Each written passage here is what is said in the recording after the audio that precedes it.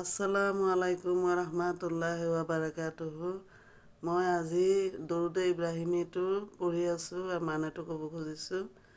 আল্লাহুম্মা সাল্লি আলা মুহাম্মাদ ওয়া আলা আলি মুহাম্মাদিন কামা সাল্লাইতা আলা ইব্ৰাহিমা আলা আলি ইব্ৰাহিমা ইন্নাকা হামিদুম মাজিদ। আল্লাহুম্মা বাৰিক আলা মুহাম্মাদ ওয়া আলা আলি মুহাম্মাদিন কামা বাৰাকতা আলা ইব্ৰাহিমা আলা আলি ইব্ৰাহিমা ইন্নাকা হামিদুম মাজিদ। এইটো অৰ্থ হৈছে, হে আল্লাহ তাআলা,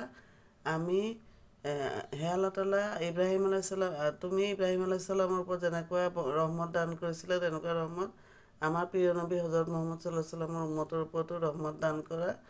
আৰু তুমি ইব্ৰাহিম আলাইহিছ সালামৰ ওপৰত যেনেকুৱা বৰকত দান কৰিছিলা, তেনেকুৱা বৰকত আমাৰ আখিৰি নবী হজৰত মুহাম্মদ সাল্লাল্লাহু আলাইহি ওয়াসাল্লামৰ উম্মতৰ ওপৰতো বৰকত দান কৰা। এইটো অৰ্থ আমি এইটো সকলো সময়তে পঢ়ি থাকিব লাগে।